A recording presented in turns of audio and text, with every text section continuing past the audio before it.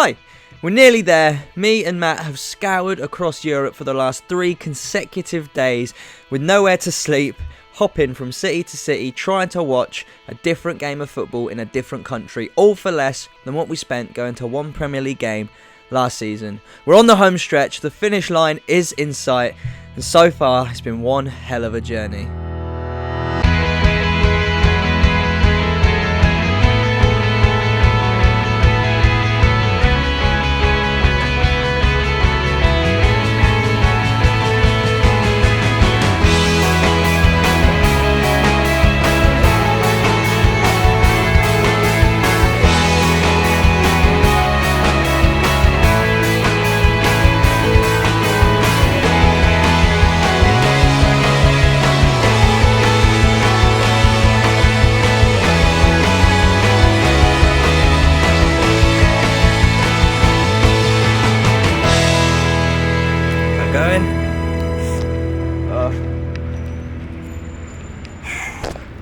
It's cold at night.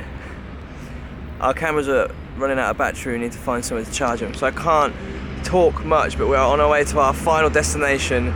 We'll explain more when we have batteries, but for now I think we need to go pro.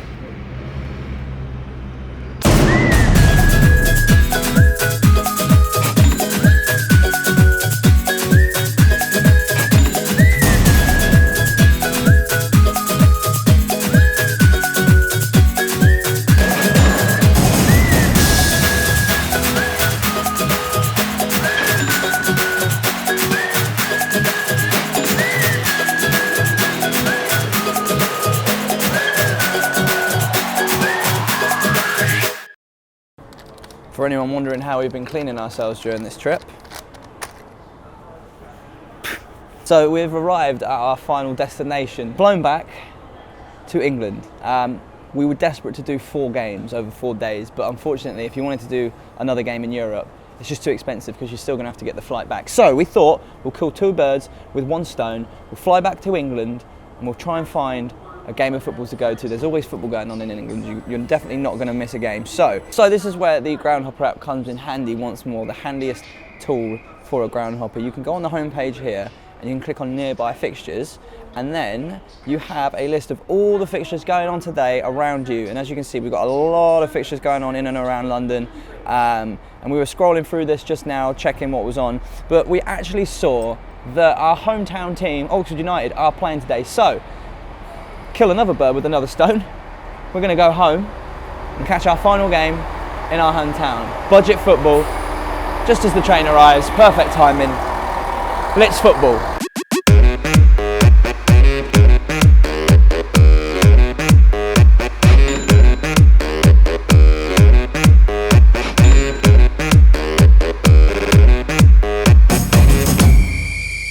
Hiya mate. Good evening. Thank you very much.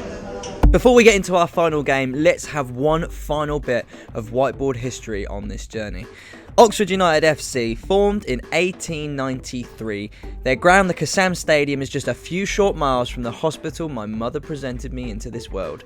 The Kassam Stadium has the distinct honour of only being a 3-stand stadium. The 4th is just a fence, which I'm sure makes for great free viewing. Maybe we should have tried that. A relatively small side for much of its history, the club graced the Football League for the first time in 1968.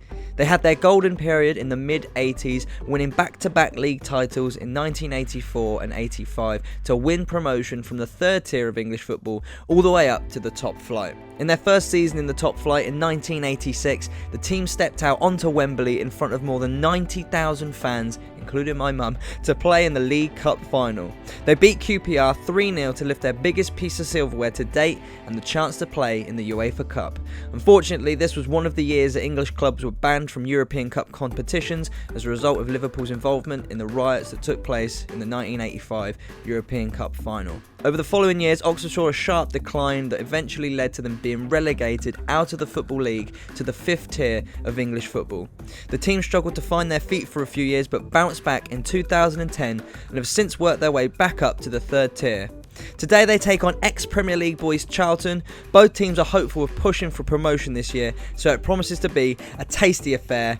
Disclaimer, I'm not going to lie, I think I might have fallen asleep at one point during this game. We were so tired, so let's just enjoy it peacefully and quietly.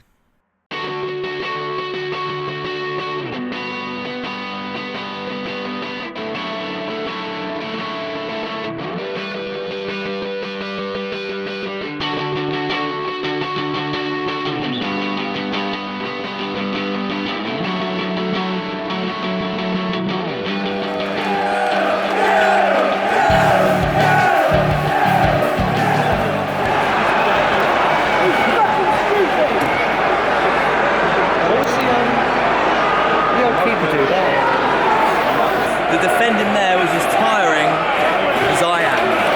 It looked terrible. Wow. 1-0 Charlton. There's a View Cinema over there.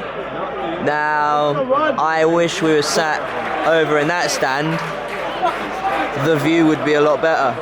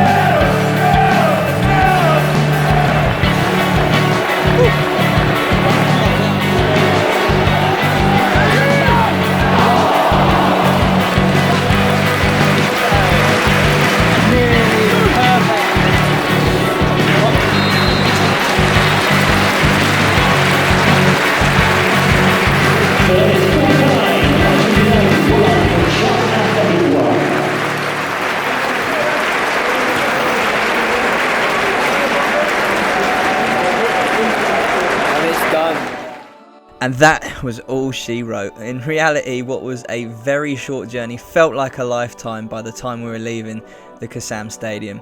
And with the final kick of the ball comes our final total, so let's take a look at the breakdown of everything we spent. Of course, in the first episode, we ran through exactly what we spent going to the Premier League game last season. That's on the left hand side, and on the right hand side, you can see how much we spent between the two of us on this entire journey. But ultimately, we couldn't go for less than the target.